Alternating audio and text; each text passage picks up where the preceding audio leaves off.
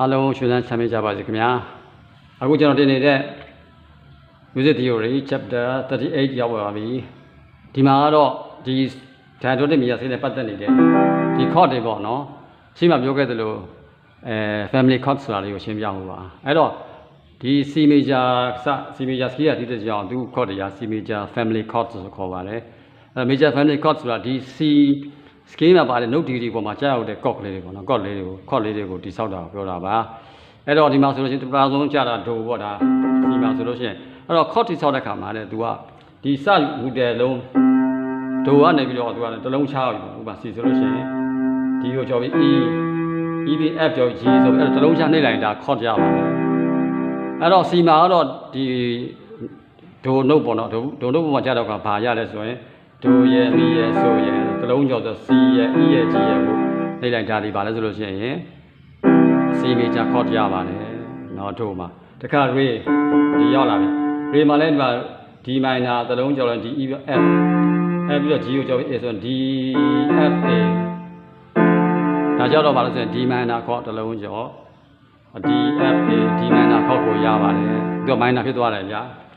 ဒီပြီးတော့နောက်က E minor မှာ E ရတလုံးကြော်ရင် F G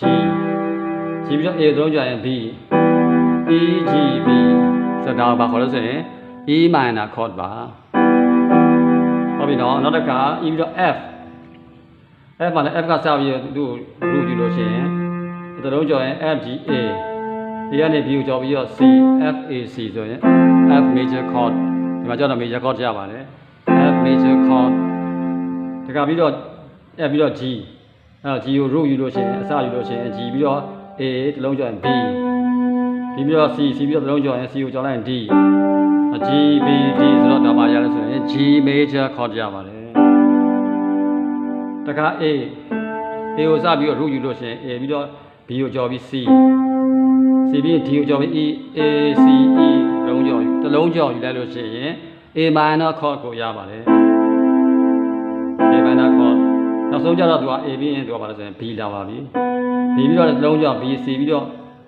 တလုံးကြော်ရင် B ပြီးတော့ D ရောက်ပါတယ် D ပြီးတော့ E ကိုကြော် F ဆိုရင် B D F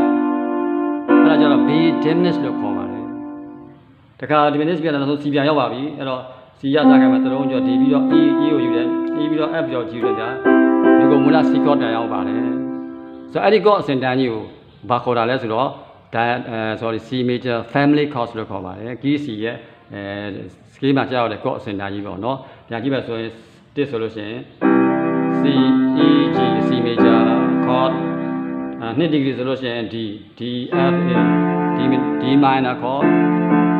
တက3ဆိုတော့ E E G B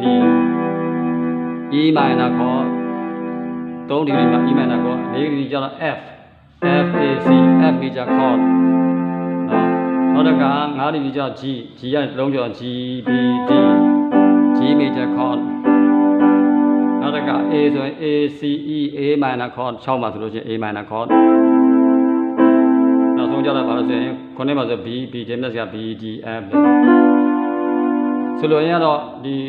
တန်စင်တစ်ခုမှာဒိုနှုတ်ရလို့ရှိရင်သူနဲ့ပတ်သက်တဲ့ကော C ကောကိုနှီးပေးရပါတယ်။ဒါကတန်စင်မှာနှုတ်ကလေးက D minor ကိုစပြုတ်နေလို့ရှိရင်အဲ့မှာကျတော့အဲ့ D minor sorry နှစ်ဆိုလို့ရောက်နေလို့ရှိရင်အဲ့နှစ်အတွက်ကောက D minor ကောပါဟောတော့ရမှာမယ်။နောက်ကတန်စင်လေးမှာနှုတ်ကလေးမှာ3နဲ့စနေလို့ရှိရင်3ကစပြရင် E minor ကောကို3ပါဆိုတဲ့သဘော။နောက်တကတန်စင်လေးမှာ F sorry 4ရောက်လို့ရှိရင်အဲ့4 note ရဲ့နေရာမှာ3ရမယ့်ကောက F chord ပါ F major chord နောက်တကတန်စင်လေးမှာ5လေးပြနေလို့ရှိရင်